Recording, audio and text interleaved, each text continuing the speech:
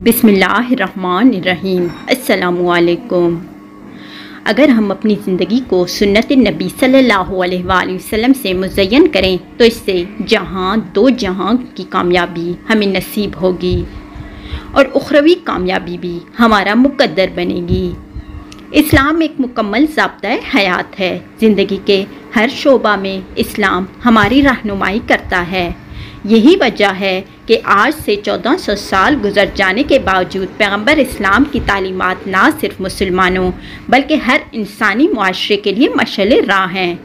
जदीद साइंस भी इन तालीमात से मुतासिर है और ये कहने पर मजबूर हो गई है कि इंसानी वजूद की सालमियत इस्लामी तालीमात पर अमल पैरा होने से ही मुमकिन है। ज़ैल में मामूलात ज़िंदगी के हवाले से हज़ूर नबी अकरम सल्लल्लाहु अलैहि वसल्लम के फरामीन से मुतालिक चंद साइंसी एतराफ़ात और फ़वाइद का तज़किरा पेश किया जा रहा है। अच्छे नाम के असरात। हज़ूर नबी करीम सल्लल्लाहु अलैहि वसल्लम ने अपने मुतअद्दिद फरामीन में बच्चों के अच्छे नाम रखने की तरफ मुतवज्जा किया और इरशाद फरमाया, लोगों, तुम क़यामत में अपने और बापों के नाम से पुकारे जाओगे, बस तुम अपना अच्छा नाम रखा करो। एक और मकाम पर इरशाद फरमाया, जिस नाम में अब्दियत और खुदा ताला की तारीफ़ का ज़ुहूर होता है वो नाम अल्लाह ताला को बहुत प्यारा है। बुखारी शरीफ। हज़रत अबू वहीब रज़ियल्लाहु तआला अन्हु से रिवायत है कि रसूलुल्लाह सल्लल्लाहु अलैहि वसल्लम ने इरशाद फरमाया, तुम पैगंबरों के नाम पर नाम रखा करो और अल्लाह ताला के नज़दीक ज़्यादा प्यारा नाम अब्दुल्ला और अब्दुर्रहमान है और सबसे सच्चा नाम हारिस और हमाम है। जदीद साइंस ने अच्छे नामों को पसंद किया है। उनकी पसंद दरअसल नामों के अल्फाज फिर उनके असरात की वजह से है। माहिर प्रोफेसर ने अपनी हालिया तहकीक में इंकशाफ किया है, नाम ज़िंदगी पर असरअंदाज होते हैं, हत्ता कि नाम के अल्फाज का तर्जुमा भी अपने फ़वाइद और असरात बदल देता है। प्रोफेसर के मुताबिक मैंने रहीम और परवेज़ का मुआजना किया तो रहीम से सब्ज़ और सफ़ेद रोशनी निकलती हुई नज़र आई और परवेज़ से स्याह और नस्वारी रंग की रोशनी हो रही थी। यही कैफियत तावीज़ के फ़वाइद और उसके अल्फाज की है। ताकत दरअसल अल्फाज में है, चाहे वो नाम की शक्ल में हो या वही नाम तावीज़ की शक्ल में हो।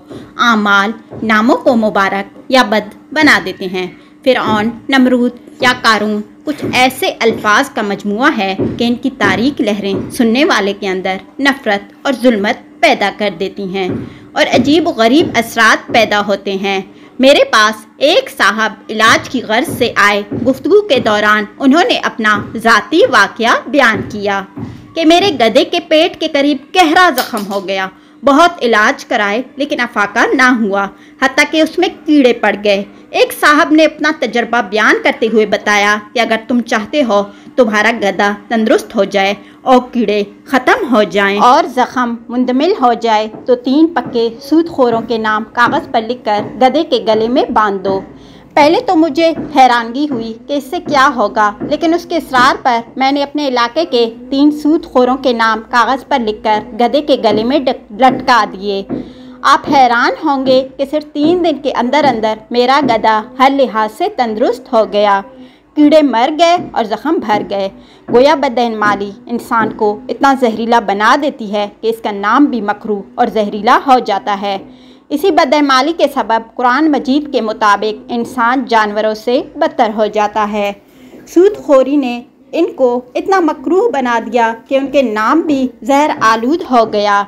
ये इसी तरह है जैसे कैंसर, नासूर, गले सड़े ज़ख्मों के लिए जहरीली अद्वियात, स्प्रे या मरहम इस्तेमाल करने से ये बीमारियां ख़त्म हो जाती हैं। दानिश्वरों का ख्याल है कि इंसान के जिस्म से मुख्तलिफ़ रंग की शुआएँ निकलती हैं जो जिस्म के इर्द गिर्द एक हाला सा बनाती हैं। ये शुआएँ औरा कहलाती हैं। ये शुआएँ हर आदमी खारिज करता है, खा वो नेक हो या बद। फ़र्क ये है कि नेक व बद की शुआओं का रंग हस्बे किरदार मुख्तलिफ होता है। मौत से ऐन पहले ये औरा नीलगों बमाइल स्याही हो जाता है।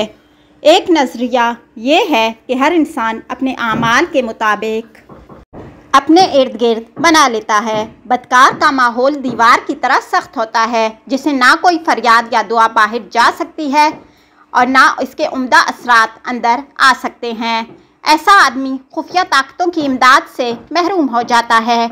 मुमकिन है कुरान करीम के हिजाब, पर्दा, सतर, दीवार और गुलाब से मुराद यही माहौल हो। डॉक्टर क्रिंगटन का ख्याल है कि औरा गैर मरई मकनातीसी रोशनी है जो इंसानी जिस्म से खारिज होती है। ये या तो दूसरों को अपनी तरफ खींचती है या परे धकेल देती है। इस किस्म की शुआओं से इनकार नामुमकिन है क्योंकि बाज़ अफराद की तरफ खींचना, बाज़ से दूर भागना हमारा रोज़ाना का तजर्बा है। अंबिया कराम अलैहिस्सलाम और औलिया उज़्ज़ाम की रूहानी क़ुव्वत बहुत ज़्यादा होती है। इनके कलमात में हैरत अंगेज़ ताकत पाई जाती है। इतनी ताकत कि एक साहिब दिल इनसे ख़तरनाक अमराज आलाम तक दूर कर सकता है। तावीज़ की ताकत का राज भी यही है, जिससे कोई ज़बरदस्त मकनातीसी शख्सियत किसी ख़ास मकसद के लिए मकनातीसी ताकत भर दे, बहुत मुफीद साबित होता है। पादरी यूरोप के मशहूर दानिश्वर में से थे। उनकी वफ़ात ग़ालिबन 1935 में हुई। ये जिस्म लतीफ़ में दूर दूर तक परवाज़ करते और मख्फी अशिया को देख सकते थे। वो अपनी किताब के सफ़ा 136 पर लिखते हैं, हर लफ्ज़ एथर में एक ख़ास शक्ल इख्तियार कर लेता है। मसलन लफ्ज़ नफ़रत इस कदर भयानक सूरत में बदल जाता है कि एक मरतबा मैंने ये सूरत देख ली, इसके बाद मुझे ये लफ्ज़ इस्तेमाल करने की कभी जुर्रत नहीं हुई। इस मंज़र से मुझे इंतहाई ज़हनी कोफ्त हो गई थी। इल्हामी अल्फाज और अस्माए इलाही में इतनी ताकत है कि इनके विर्द से हमारी परेशानियाँ और बीमारियाँ दूर हो जाती हैं। मुसलमान इस लिहाज से खुशकिस्मत हैं कि उनके पास अल्लाह ताला के 99 सिफाती नाम मसलन रहीम, करीम, गफ़ूर, खबीर वग़ैरह मौजूद हैं जल्ल जलालुहु, जिन्हें हस्बे हाजित पुकारा जा सकता है। अल्फाज की ये ताकत असली हुरूफ में होती है। अगर किसी लफ्ज़ का तर्जुमा किया जाए तो वो बात नहीं रहती और असर बदल जाता है। जो ताकत या रहीम में है वो या मेहरबान में नहीं। क़ुव्वत का जो ख़जाना इल्हामी अल्फाज और हजूर सल्लल्लाहु अलैहि वसल्लम की तजवीज़ करदा दुआओं में है, वो हमारे अल्फाज में नहीं हो सकता। हर लफ्ज़ एक यूनिट या आइटम है जिसे अंदरूनी जज्बात की बिजलियाँ चार्ज करती हैं। उसके असरात इस आलम खाकी, आलम लतीफ़ दोनों में नमूदार होते हैं। इसकी हल्की सी एक मिसाल गाली है। गाली किसी तलवार या तोप का नाम नहीं बल्कि चंद अल्फाज का मजमुआ है, लेकिन मुँह से निकलते साथ ही तन बदन में आग लगा देती है। ये आग कहाँ से आती है? अल्फाज से इसकी एक और मिसाल करा या चीख है जो किसी दुखिया के मुंह से निकलकर तमाम माहौल को बेचैन कर देती है, या वो तकरीर है जो कोई आतिश बयान जनरल बेहिम्मत फ़ौज के सामने झाड़ता है और हर सिपाही के अंदर इस कदर आग भर देता है कि वो मौत के तूफ़ानों से भी और सैलाबों से भी नहीं बुझ सकती। आराम, नींद। अच्छे नामों के असरात के बाद अब हम आराम और नींद के तरीक़ाकार के हवाले से इस्लाम और जदीद साइंस के तनाजुर में बात करेंगे कि इस्लामी तालीमात की रोशनी में आराम करना या सोना किसी तरह हमारे ऊपर मस्बत असरात मुरतब करता है, जिनकी तस्दीक आज जदीद साइंस भी करती हुई नज़र आ रही है। सहाबा कराम रिज़वानुल्लाह अलैहिम अजमईन में से कोई बंदा भी कभी भी बेख्वाबी का शिकार नहीं हुआ। इसकी वजह हजूर अक़दस सल्लल्लाहु अलैहि वसल्लम का वो मुबारक तरीक़ा है जिससे आप सल्लल्लाहु अलैहि वसल्लम आराम फरमाते थे। आइए इस मुबारक तरीक़ा को मेडिकल और साइंस की रूह से देखें कि ये तरीक़ा मौजूदा इंसानी ज़िंदगी के लिए किस तरह मुफीद और मौसर है। दाएं करवट लेटना। हजूर अक़दस सल्लल्लाहु अलैहि वसल्लम दाएं जानिब रूह बक़िबला होकर आराम फरमाते थे। दिल बाएं तरफ है, अगर बाएं तरफ लेटें तो दिल के अमराज पैदा होने का कभी ख़तरा होता है, क्योंकि बाएं करवट लेटने से मादा और आंतों का बोझ दिल पर पड़ता है, जिसकी वजह से दौरान खून और दिल की हरकत में कमी पैदा हो जाती है। नींद के बारे में तजर्बात से ये चीज़ वाज़ेह हुई कि जिन मरीज़ों को मुसलसल दाएं करवट सुलाया गया वो मरीज़ बहुत जल्द सेहतयाब हो गए, और जिन मरीज़ों को बाएं करवट सोने दिया गया वो मरीज़ बेचैन ही रहे। जदीद तहकीक से ये बात अज़हर मिन अश-शम्स है कि दाएं तरफ सोना दिल और मादे के अमराज से बचाता है। हत्ता कि बेहोशी और मुसलसल बेहोशी से भी महफूज रखता है। चूँकि बाएं जानिब दिल होता है, अगर इस करवट के बल सोया जाए तो नींद बहुत गहरी आती है, हत्ता कि आदमी अपने आप से बिल्कुल बेखबर हो जाता है। हल्की आहट पर भी आँख नहीं खुलती, जाहिर है कि ऐसी नींद महमूद नहीं। अगर दाएं करवट सोया जाए तो दिल मौलिक रहता है और शदीद गहरी नींद नहीं आती, यानी ज़रा सी आहट पर आँख खुल जाती है। इसी तरह खुदा न खास्ता किसी भी नागहानी सूरत में इंसान अपनी और अपने अहलो अयाल की हिफाजत कर सकता है। सुबह की नमाज के लिए आसानी से आँख खुल जाती है। इसीलिए हजूर सल्लल्लाहु अलैहि वसल्लम दौरान सफ़र अगर सुबह के वक्त कभी आराम फरमाते तो दायां बाजू की हथेली पर सर रखकर आराम फरमाते, ताकि नींद ज़्यादा गहरी ना आए और नमाज फजर कज़ा ना हो जाए। इसी तरह हजूर नबी करीम सल्लल्लाहु अलैहि वसल्लम ने बग़ैर मंडेर की छत पर सोने से मना फरमाया। उसकी वजह यह है कि इंसान जब नींद से बेदार होता है या रात को पेशाब वगैरह के लिए उठे और अंधेरे में पता ना चले और आंखें बोझल हो रही हों, तो ऐसी सूरत में बग़ैर मंडेर वाली छत से गिरने के इम्कानात बहुत ज़्यादा होते हैं। ऐसी एहतियातें अब जदीद दुनिया ने भी ज़्यादा की हैं। हालांकि हजूर अक़दस सल्लल्लाहु अलैहि वसल्लम ने तो सदियों से पहले ही फरमा दिया था। हजूर नबी करीम सल्लल्लाहु अलैहि वसल्लम ने ऊंधे मुँह लेटने से मना फरमाया है। ऊंधे मुँह लेटने से तमाम एज़ाए हज़म और एज़ाए रईसा ऊंधे और बेतरतीब हो जाते हैं। इसका सबसे पहला नुकसान दिमाग पर पड़ता है। दिमागी लहरें अपनी तरतीब से हटकर दूसरा मनफी रुख इख्तियार कर लेती हैं, हालांकि वो मुसलसल मस्बत अंदाज से इंसान को फ़ायदा पहुंचाती हैं। जब ये लहरें मनफी आती हैं तो आदमी को डरावने ख्वाब आते हैं। माहिर नफ्सियात के मुताबिक ऐसे शख्स की ज़िंदगी का रुख भी अपनी तरतीब से हट जाता है और वो उल्टी सोच का हामिल हो जाता है।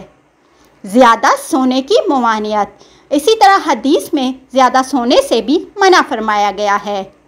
ज़्यादा सोने से बदन में सुस्ती और कसलमंदी पैदा हो जाती है, जिससे जहाँ दुनिया के कामों में हर्ज पड़ता है वहाँ दीन को भी सरी नुकसान पहुँचता है। ज़्यादा सोने से मिर्गी, इख्तिनाकुर रहम या हिस्ट्रिया और बेख्वाबी की मर्ज़ में इजाफ़ा होता है। ज़्यादा सोने से आँखों के अमराज, ख़ास तौर पर पपोटों की वरम पैदा होती है। ज़्यादा सोने से बदख्वाबी का मर्ज़ पैदा होता है और बदख्वाबी के मरीज़ों के लिए तो ज़्यादा सोना सिम कातिल से कम नहीं।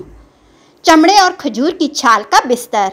हजूर अक़दस सल्लल्लाहु अलैहि वसल्लम का बिस्तर चमड़े का था, जिसमें खजूर की छाल भरी हुई थी। साइंस फितरत की तरफ लौट रही है।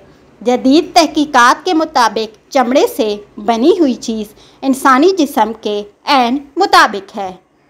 ये किसी तौर पर भी नुकसानदेह नहीं हो सकती। अमेरिकन काउंसिल फॉर हेल्थ ने अपनी हालिया रिपोर्ट में चमड़े का जिक्र भी किया है। उनका कहना है कि चमड़े का बिस्तर बवासीर, कमर का दर्द, एसाबी कमज़ोरी और उज़लाती खिंचाव का वाहिद इलाज है।